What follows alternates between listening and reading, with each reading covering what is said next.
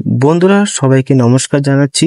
নতুন একটি চাকরির ভিডিও নিয়ে চলে এলাম তোমাদের ইউটিউব চ্যানেল ডব্লিউবি জব রিপোর্টে, যেখানে এই চাকরির জন্য তোমাদের যে সমস্ত পদ্ধতির মাধ্যমে নিয়োগ করাবে সমস্ত পদ্ধতি আমরা আজকের এই ভিডিওতে জানাবো। ভিডিওটি অবশ্যই প্রথম থেকে লাস্ট পর্যন্ত সবাইকে দেখার অনুরোধ রইল, তাহলে সমস্ত কিছু কিন্তু তোমরা বুঝতে পারবে। প্রথম যে বিষয়টা হলো 16,000 টাকা বেতন দেওয়া হবে।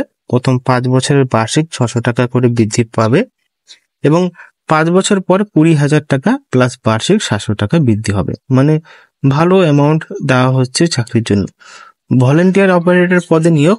এই ভলেন্টিয়ার অপারেটর পদে নিয়োগ বলতে কোন পোস্টে নিয়োগ করা হচ্ছে তা নিয়ে বিস্তারিতভাবে আলোচনা করব। সাথে বয়সের প্রমাণ, ভোটার আইডি, বাসস্থান, সমস্ত শিক্ষাগত মার্কশিট, এই সমস্ত সার্টিফিকেট লাগবে আবেদন করার জন্য।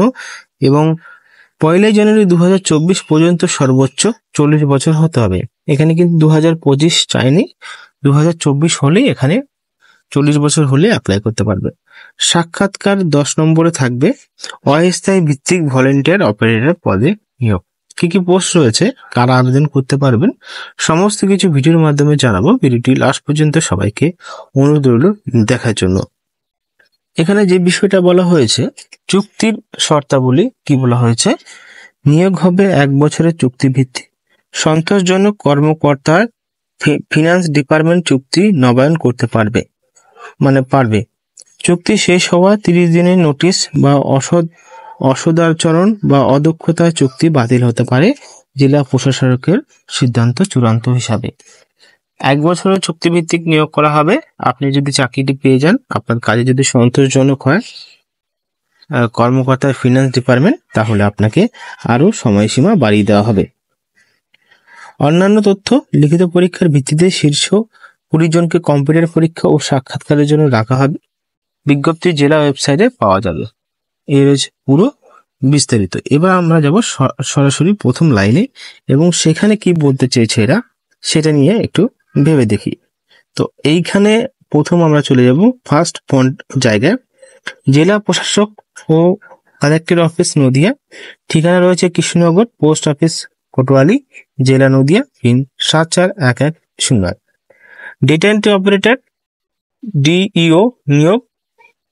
ইন্টিগ্রেট ফিনান্সিয়াল ম্যানেজমেন্ট সিস্টেম এর আওতায় নদিয়া জেলার নিচের তহবিল অফিসের চুক্তিভিত্তিক ও অস্থায়ী ভিত্তিক ডেটা এন্ট্রি অপারেটর পদে নিয়োগ করা হচ্ছে।